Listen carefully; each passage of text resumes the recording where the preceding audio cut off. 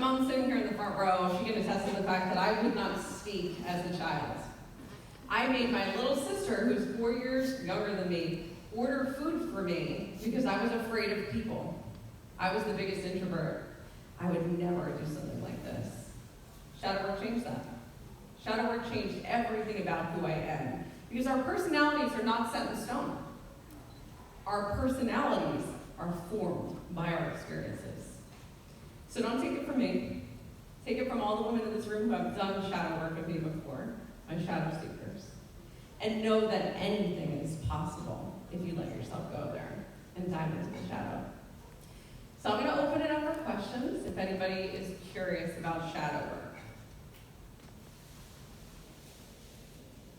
Yes, somebody's going to do great. I would assume it's because I answered everything. How is it different for everyone in terms of like how long it takes to feel comfortable with that feeling of getting there with you? Yeah, that's a really good question. One of the things people ask me all the time with shadow work is they wonder if they're going to be able to access the unconscious because they can't get themselves calm enough to do it. I was one of those people. When I met with Allison Kelsey, the woman I did shadow work with, I told her beforehand, I know this isn't going to work because I'm too afraid, I'm too anxious. But when you realize that we actually do this every single day, every time you drift off to sleep, every time you daydream, every time you just zone out in the car and do nothing, you are in theta, which means you're ready for shadow work. The information can come. Now, all of us here, everybody has different gifts. Everyone has a level of clairvoyance or clairaudience, clairsentience, claircognizance. We all have the ability to tune into things that are beyond our understanding. And so when we go into that unconscious space and start getting comfy with it, which it does take a little bit of different time for everybody, we really start to feel our power. Yeah? So is it like certain things that you focus on during the sessions, or can anything come up to work through your shadow? Like, is it like whatever, like, I don't know. We can do both. Yeah. So with the unconscious mind, I like to, especially when I'm working with someone for the first time, be very intentional about what we're pulling out. Because imagine that junk closet almost as something that is like piling up high, floor to ceiling, wobbly things all over the place, that when you open the door to it, it's like everything wants to come out. So when we're intentional, we pick something specific to see. Like let's say we feel very triggered by speaking, like I was. When you can set that intention to go, that's what I want to see, you're going to tell your brain that that's the memory that we're going to. And it literally is that simple. It's not as hard as we think. Carl Jung started this in the 1800s, and it worked very well. And then the pharmaceutical industry came in, and there wasn't really any money in you guys getting healed. There was only money in sickness, right? And so everything shifted at that point. But this is an old practice. It's been done for literally a few hundred years. Yeah? Can you speak a little bit about the intersection of like being able to manifest and shadow work? Yes, I can. Okay, so the question for anybody who didn't hear it is the intersection of manifestation and shadow work. And Iman did a beautiful talk before about manifestation. That subconscious feedback loop that we're talking about, that is how your brain, your body, your emotions, and your energy see things in an interconnected unit, also applies to manifestation. So when you want something, anything, whether it is a new business, a new job, whether it is to host a conference or to be a keynote speaker, what happens in that moment is you start to dream. You start to think about what it would be like if it was yours. Maybe you visualize that you use all those sensory things, the first part of that subconscious feedback loop. Maybe the emotions that come up are things like gratitude and joy.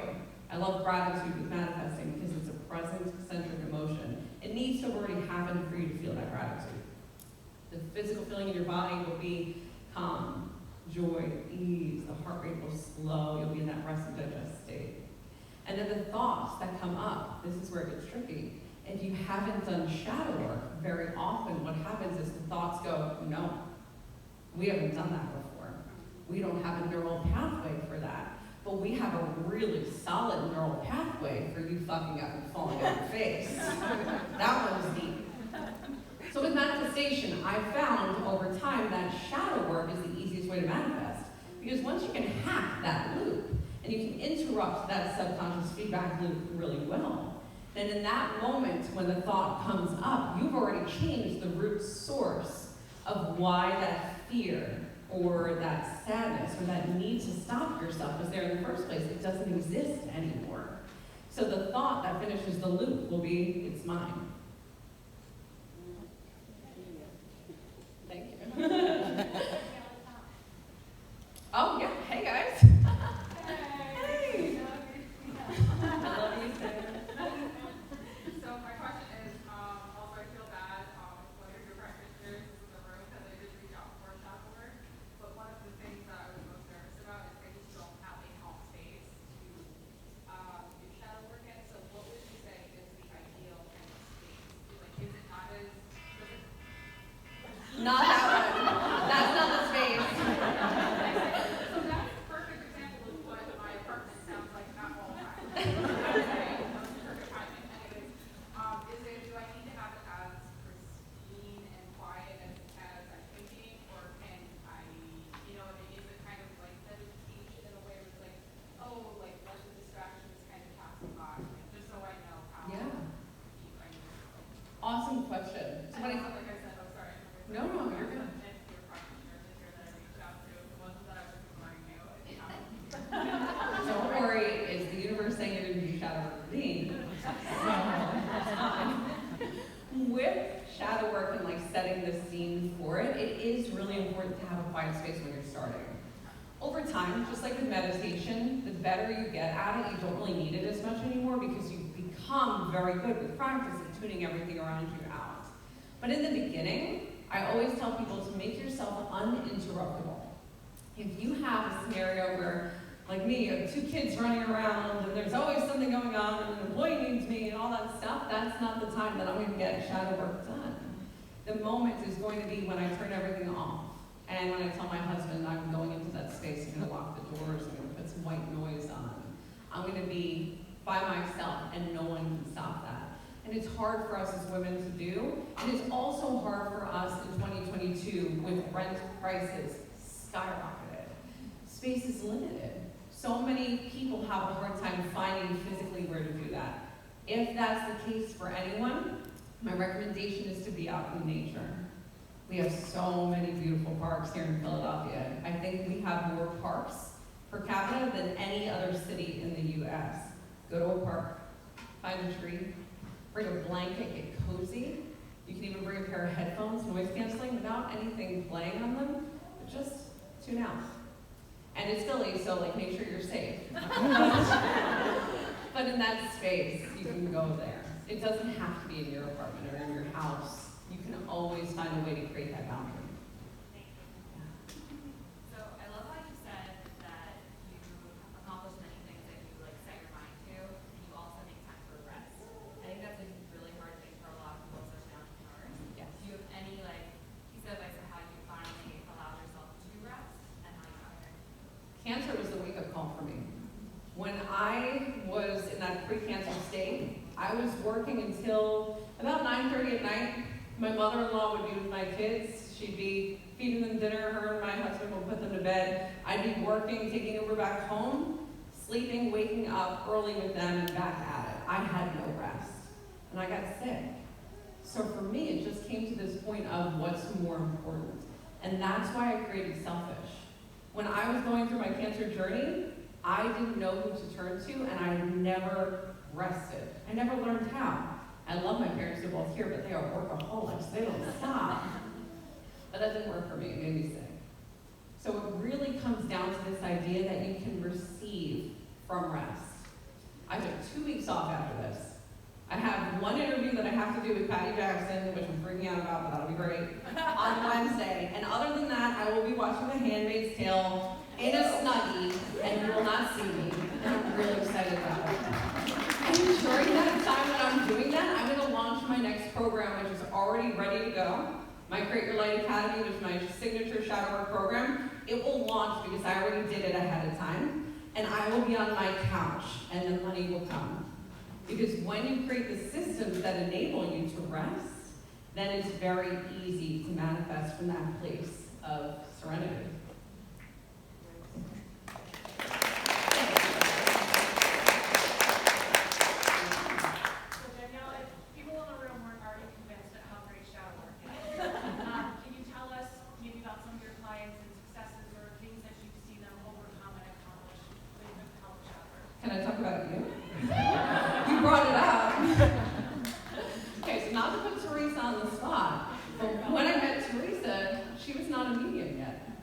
We dove into the shadow, and I think she didn't even know what it was. She was just like, okay, like that sounds good, I like you, whatever. And thank God her husband was like, cool, babe, go for it. But when that happened, we started going into memories and realizing that she had this very innate psychic gift to connect with people's loved ones that have passed. And it was easy. Once she saw it, the memories came flooding back, and it was like it never left. And her abilities became so strong that now she is probably the best psychic medium that I know, and I can say that without a doubt. You're a huge success story for me, and it has nothing to do with me, because all I'm doing is saying, here, go there, and you're like, okay, and it's easy. Which is why I wrote the Shadow Work book, because you don't need me, per se. You need you. All you need is to commit to yourself and to choose that you want to go there. And it's scary, I know that it is. But if you can be bigger than the fear, feel the fear and do it anyway, you can create massive shifts. And now I gotta shout out 2 other people in the room if it's okay with you guys. Over here are beautiful vendors that you guys can still buy stuff from before you leave here. Nikki and Kristen. When I met the 2 of them, they had never done shadow work before. And now they're 2 of the best shadow workers that I know. They're incredible at their craft. And again, once we got into those memories, they actually remembered doing these things before. And it came back like it was effortless. Shadow work is not always about the bad things. It's not always going into the traumas. Your unconscious has everything in it. There's moments of power that you didn't pay attention to. Like, let's imagine that you were in the 4th grade and your teacher had you get up and it went really well and everybody's applauding you. But if you feel internally like you are bad or you are wrong or you shouldn't have done those things and you're ruminating on it, that will end up in the unconscious. But if we go back to that moment and you find the strength that came from that and how powerful you were, now we changed it for good. Kristen does incredible work with protecting people's energy from things called entities. Just like with Teresa talking about spirits that have passed on, sometimes there's some heavier things that exist, and that's Kristen's specialty, and she's amazing. And Nikki, who you guys all got to hear on the womb panel, is an incredible womb shadow work practitioner, which was not even a thing before. She created it. She made that because she knew in her bones that it was what she was meant to do, and it was effortless. And that adorable baby that's with her is the newest Shadow Seeker open. Go get him. Any other questions, guys? Oh, my dad is asking a question. So you're looking at a close closet full of many memories that you're trying to find and identify. What if you have a couple of not so pleasant memories that are hidden, that you face on a daily basis, that you've learned to live and have to go forward in spite of them? And if the people that caused those things might even no longer be with us. Do I deal with that? Do I confront that? Do I hide that? Yeah. Okay, so in case anybody didn't hear the question, it is, what about the memories that we remember? What about the ones that aren't hidden and buried down, and you are reliving them all the time?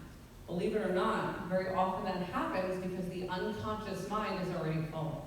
There's nowhere for that to get stuck away, and this is where we see things like PTSD, post-traumatic stress disorder, where you are reliving that moment, whether it is flashes that happen continuously, or it's periodically over long amounts of time.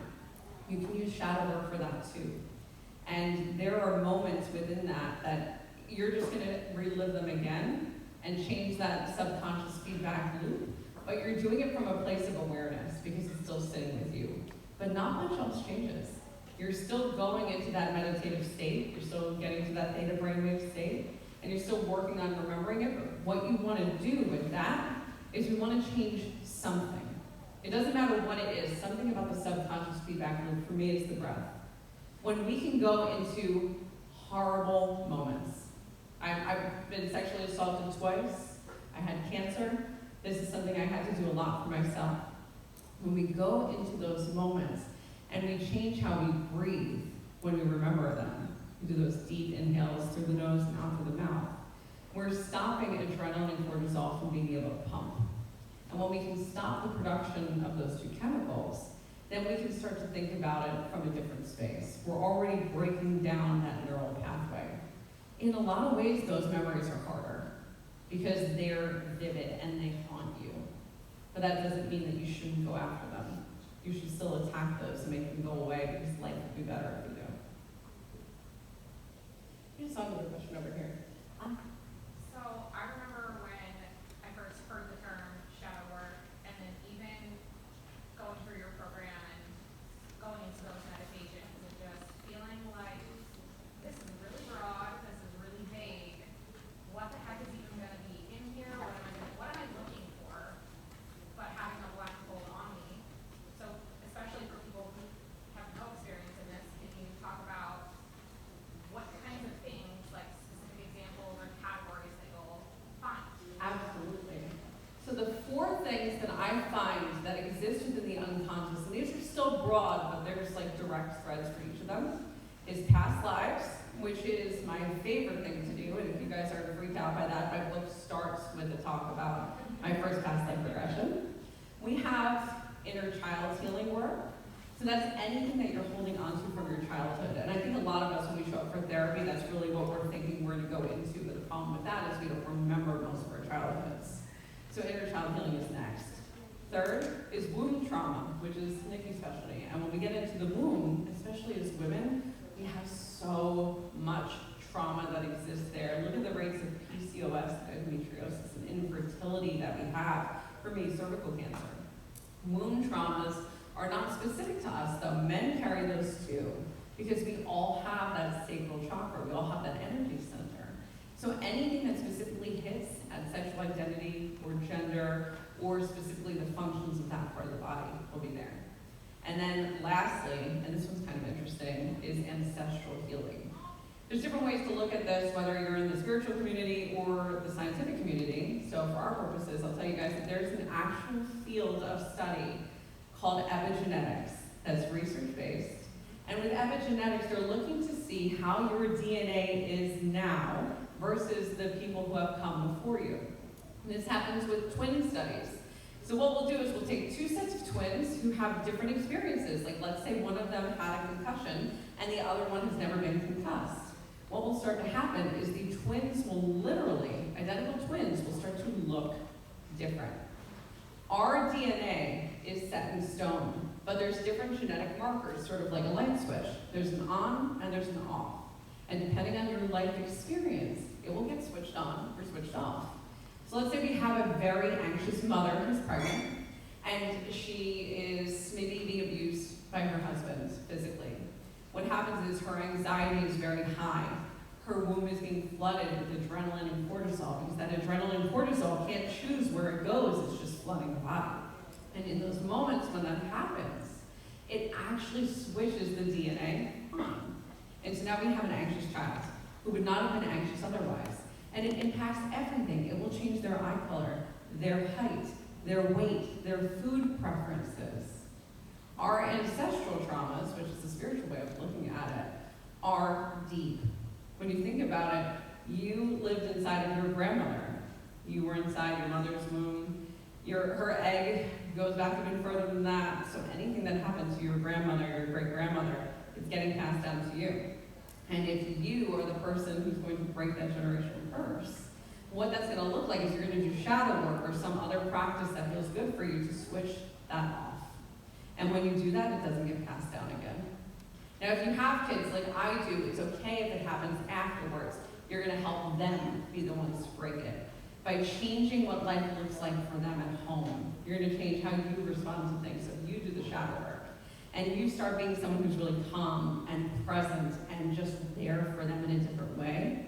Even if you were anxious when you were pregnant, they will be changed. Because now you're changing their experiences. So those are the 4. And I talk about all these at length in my book. I have no idea what time it is. Beautiful. Okay, so we have time for a couple more questions if anybody has some more, then we'll start to wrap up. Or we'll give you guys a lot of time to go buy my book. So we'll end it here. Before I do get off the stage, I do want to say thank you to every single one of you for being selfish with me today, for showing up for yourselves, for breaking these patterns that we've been taught to do. I'm so proud of you guys. I'm thrilled to know you. And thank you so much for being here.